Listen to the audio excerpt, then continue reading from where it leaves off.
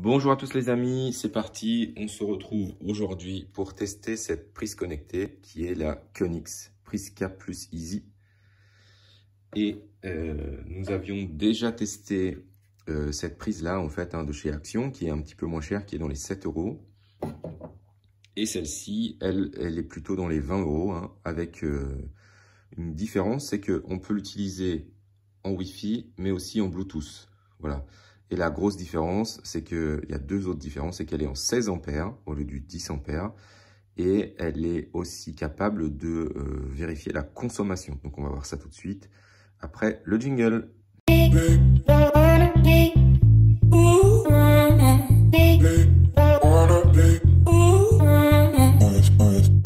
Alors c'est parti pour cette prise Prisca Plus Easy. Alors je vais vous le mettre sur le côté là, mais il y a plusieurs modèles. Donc on a cette prise là avec un gros bouton bien visible pour savoir si la prise est allumée. Donc moi ça c'est celle-là qui m'intéressait.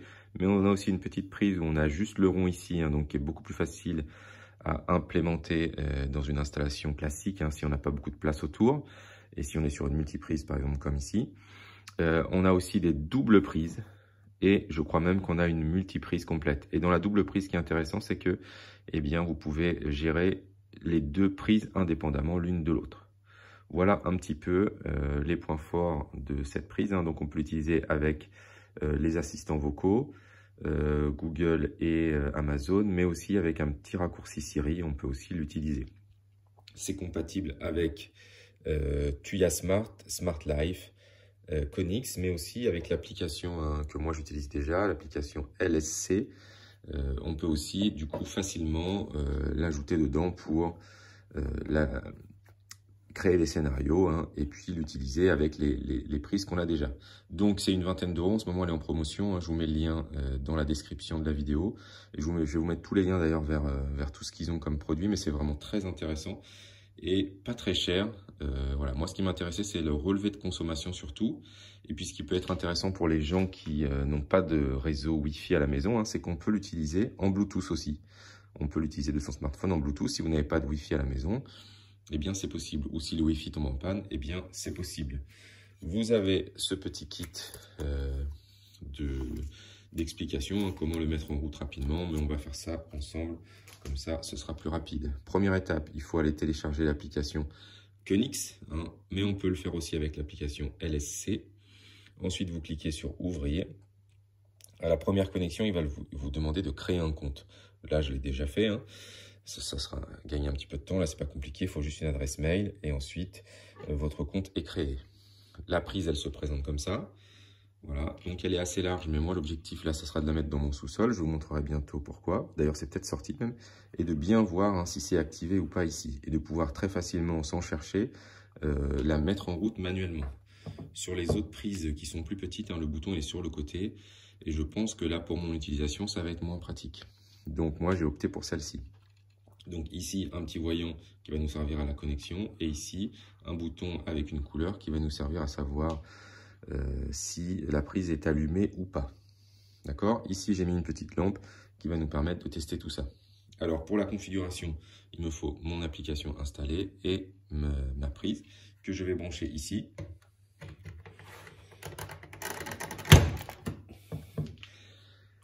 Alors, j'espère que vous allez voir, mais vous allez voir qu'il y a un petit bouton,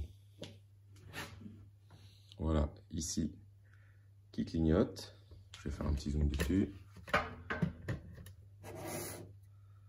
Donc, on a le petit bouton qui devrait clignoter à la première connexion. Si ce n'est pas le cas, je vais vous mettre ça en dessous, comme ça. Voilà. Si ce n'est pas le cas, c'est parce qu'elle a déjà été connectée quelque part. D'accord? Là, vous voyez, elle clignote. Si jamais elle ne clignote pas, vous appuyez ici 10 secondes. Et du coup, elle va se mettre en mode appairage. Ici, je vais faire ajouter un appareil. Et là, automatiquement, il me retrouve ma prise Prisca qui est ici. Je fais aller sur ajouter. Voilà. Là, il me demande, hop, je vais me remettre comme ça. Il me demande du coup de connecter mon réseau Wi-Fi. Donc là, il vous suffit de saisir votre réseau Wi-Fi. Attention, ça ne marche qu'avec des réseaux Wi-Fi 2,4 GHz. Je fais suivre. Donc, il va me connecter mon application à ma prise. Vous allez voir, c'est assez rapide. Voilà, c'est maintenant connecté. Et donc, ici, j'ai la possibilité de changer le nom de cette prise. Ici, je vais l'appeler lampe d'ambiance. Voilà. Ce qui me permettra de l'utiliser plus facilement avec mon assistant Google et Alexa, qu'on ne va pas vous montrer dans cette vidéo, mais qu'on vous montrera plus tard si vous en avez besoin. Je fais sauvegarder et maintenant je fais terminer.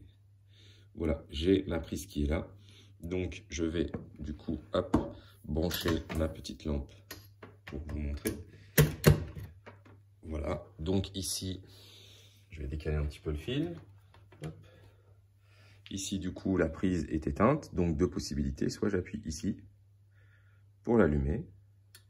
Voilà, donc vous avez vu, hein, c'est instantané. Soit j'appuie ici pour l'allumer. Voilà, donc c'est pour ça que moi j'ai choisi ce modèle-là. Hein, c'est parce que du coup, je vais le brancher sur mon véhicule électrique. Et donc ça me permettra de programmer la prise pendant les heures creuses ou super creuses. Et du coup, je vais pouvoir, si j'ai besoin en urgence, hein, juste appuyer ici sans utiliser mon smartphone pour déclencher la charge de la voiture. Voilà, c'est pour ça que j'ai préféré avoir un gros bouton comme celui-là. On aura la possibilité aussi de programmer des plannings, jour, nuit, minuteur, etc. Donc là, c'est ce que je vais faire dans la prochaine vidéo. Et du coup, la dernière chose, je vais me mettre ici, hop, en mode allumé.